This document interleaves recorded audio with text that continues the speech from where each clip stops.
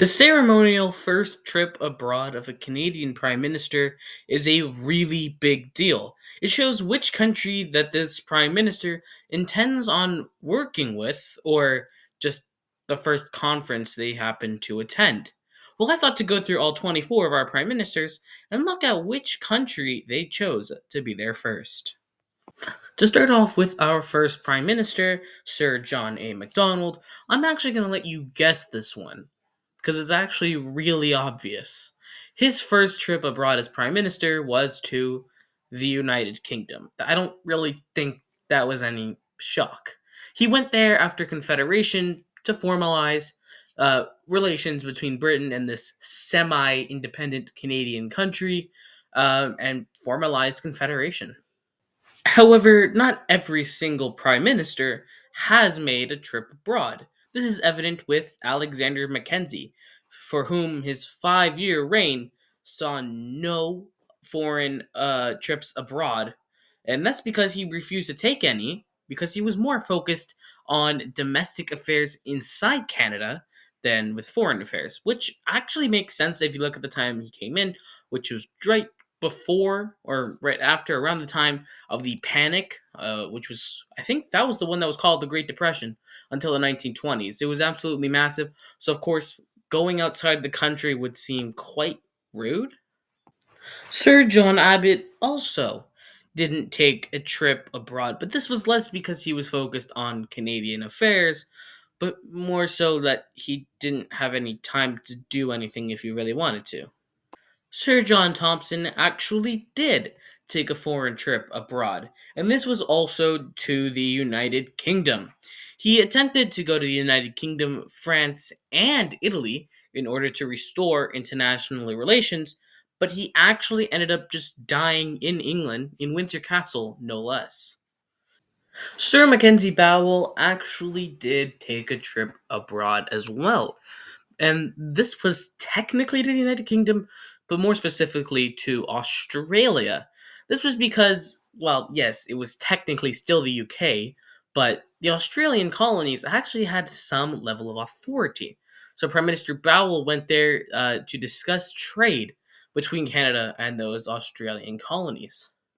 It goes without saying that in his 68-day premiership, Charles Tupper didn't do anything.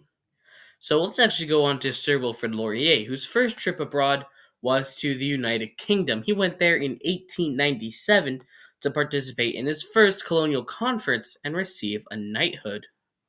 Sir Robert Borden's first trip abroad was to France. He visited London and the battlefront on France because he decided that Canada needed to take a bigger role in the war efforts.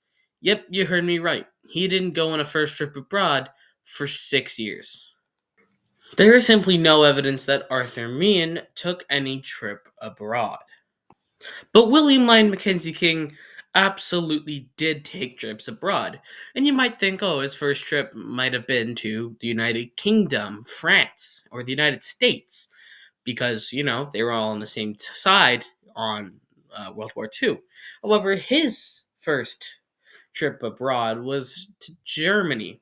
He met with Hitler and other high ranking Nazi officials, and they quickly reassured King that Germany had no desire to war. This was 2 years before Germany had desire for war. There's simply no evidence that R.B. Bennett took any trips abroad. However, he probably did, at least once or twice to Britain, I think. However, I'm only speculating about that. Makes sense, judging at, his popularity levels. They were basically non existent, by the way. Louis Saint Laurent did something unprecedented amongst his predecessors. He went on a world tour, and that was actually his first tour abroad of the country. And his first stop was in London. So there you go. His first trip abroad was to the United Kingdom, although he did also meet with other non European nations like Japan. John Diefenbaker's first official state visit abroad was to the United Kingdom shortly after he got sworn in. You see, he was actually quite close friends. Well, maybe not friends, but he did like the monarchy and considered Queen Elizabeth II an important person and Canadian politics, I guess. In fact, she actually opened one of our parliaments. But, anyways, while he was in London, he proposed that 15% of Canadians that are using American goods should instead be using British goods. The British government then offered Diefenbaker a free trade agreement between the two, and then declined it, for obvious reasons. Lester B. Pearson actually made quite a controversial move. He went to France for his first official state visit, and it was actually the first official state visit by a Canadian prime minister. And, Borden did it, but it was kind of unofficial since he didn't meet with the French president. But, anyways, de Gaulle later returned to Canada to return the favor, and he made himself a national enemy. Only now do we get a prime minister, in this case, Pierre Elliott Trudeau, get invited to the United States and make it their first official trip abroad there. He was invited by President Nixon in early 1972.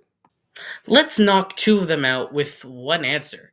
Joe Clark and John Turner, I don't think they ever took trips abroad. Joe Clark lasted 9 months, and Turner lasted, 80 days? Brian Mulrooney's might actually shock you.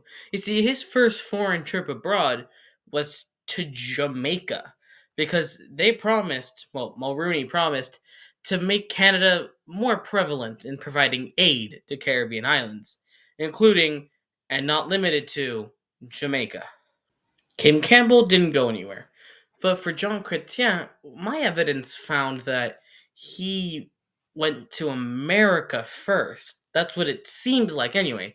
He visited with President Clinton at the Asia Pacific Economic Cooperation inaugural meeting. Paul Martin's first international trip abroad was actually to Mexico, believe it or not. He was there at the Summit of the Americas. Stephen Harper's first trip abroad was also to Mexico. He visited Mexico to attend the second North American Leaders Summit with President Fox and President Bush. Justin Trudeau's first trip abroad may not have been to Mexico, but it was also not to the United States. It was actually to Turkey, if you can believe that. He traveled to Antalya to attend the G20 summit. And lastly, Mark Carney, the incumbent prime minister, met with Prime Minister Starmer and King Charles of the United Kingdom to improve relations and support Canadian sovereignty in midst of the annexation threats we're suffering through right now, before traveling to France to meet with President Macron. So there you have it. That's the first official trip abroad from every single Canadian Prime Minister. Am I wrong on some of these things? Probably some of them. So if you can help me out a little bit, I'd be greatly appreciated. Peace.